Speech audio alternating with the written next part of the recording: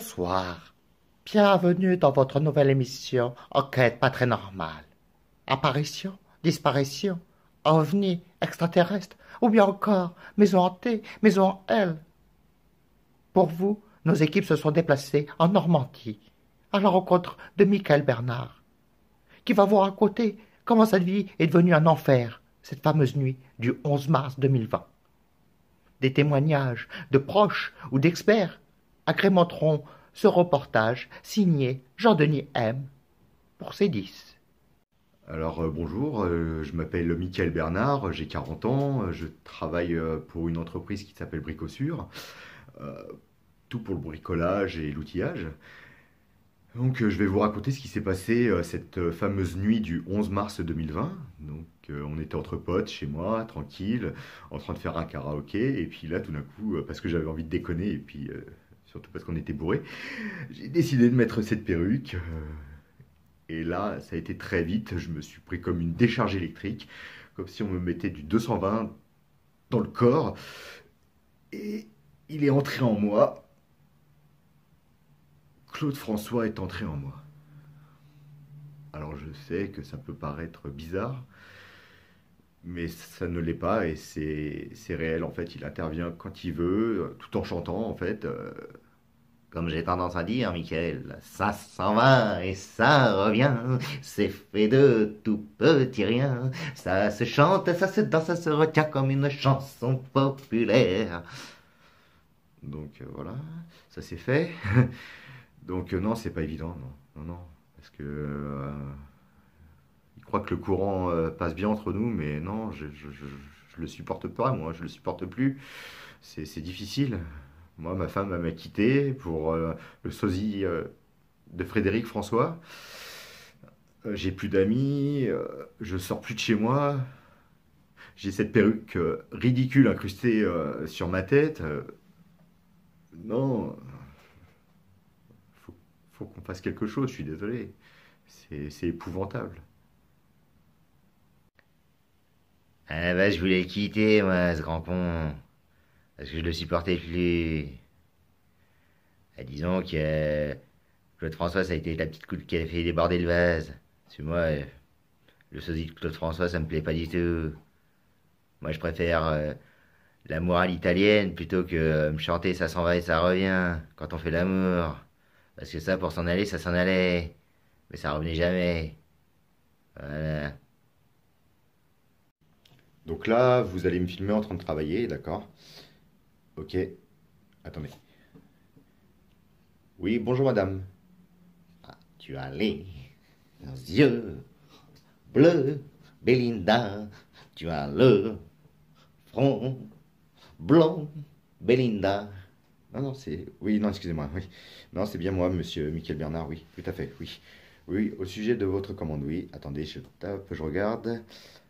Une commande de 150...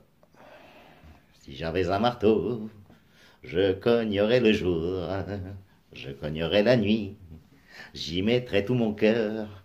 Oui, 150 marteaux, donc ça on a compris. Oui, oui, c'est bon, c'est validé. Voilà, oui, je vous expliquerai. Excusez-moi. Au revoir. Oui, bah, vous avez compris, hein, elle s'appelait Belinda et elle voulait 150 marteaux. Je vous dis pas qu'au début ça m'a paru bizarre quand même. Mais bon, on s'y habitue. Puis moi étant une grande fan de Claude François, rien que de l'entendre chanter, ça me met du baume au cœur. Puis je suis une fidèle cliente hein, maintenant, hein, je l'appelle rien que pour l'entendre chanter par moment. Voilà. Donc, bah, moi j'ai ces résultats sous les yeux. Je ne vois rien d'anormal. On pourrait voir une sorte de dédoublement de la personnalité ou une forme de schizophrénie. Moi après, je partirais plus sur de l'exorcisme.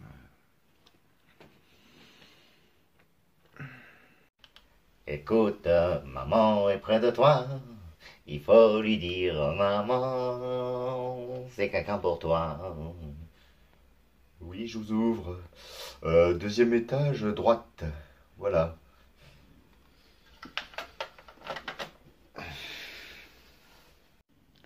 Oui, Mathieu? Oui, passe-moi Alexandra, s'il te plaît.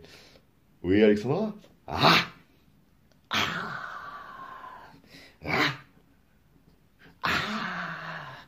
Voile sur les filles et barque sur le Nil. Oui. Oui, oui.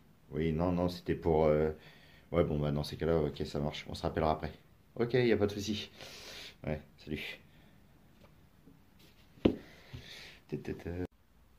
Au début, j'ai pas cru à son histoire, ça paraissait chelou. Et puis bon, quand j'ai vu que c'était vrai, bah, j'ai eu de la compassion pour lui. Non, c'est pas vrai, parce que faut pas se mentir, déjà qu'il est con, mais là, en plus de ça,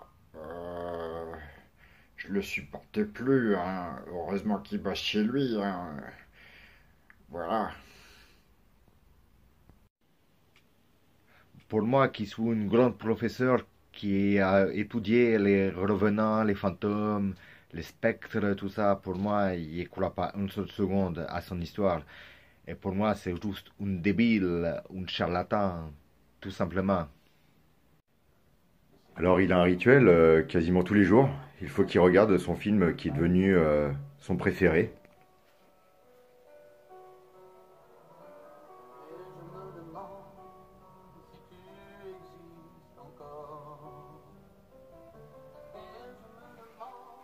Alors, je dis pas, j'aime bien ce film, mais bon, 150 fois podium, j'en peux plus. Puis j'en peux plus de Claude François, moi. Je veux retrouver une vie normale pour pouvoir voir mes amis, pouvoir sortir, avoir une femme. Là, je vais craquer. Je suis le mal aimé, je suis le mal aimé. Les gens me connaissent tel que je veux me montrer, mais ont-ils cherché à savoir d'où me viennent mes joies, et pourquoi ce désespoir caché au fond de moi? Ah, j'ai une énigme. Ah non, pas là.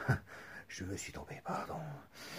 Alors, moi, je peux lui préparer une petite potion qui le fera revenir à cette fameuse nuit du 11 mars 2020 et pouvoir enfin retrouver une vie qu'il espère normale. Voilà.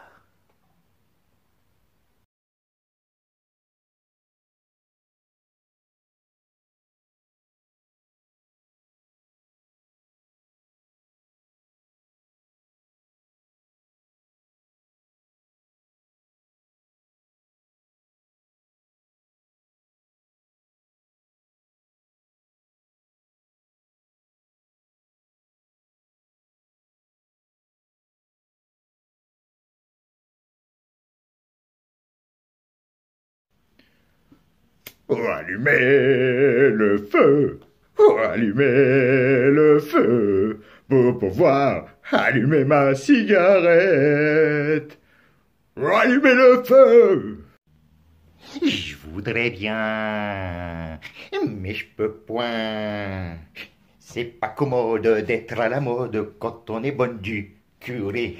C'est pas facile d'avoir du style quand on est une fille comme moi. Oui, Jérôme, c'est moi. Non, je n'ai pas changé. Je suis resté celui qui t'a aimé, qui t'embrassait et te faisait pleurer. Merci de nous avoir suivis et à très bientôt pour de nouveaux reportages pour Enquête pas très normale. Bonne fin de soirée à vous.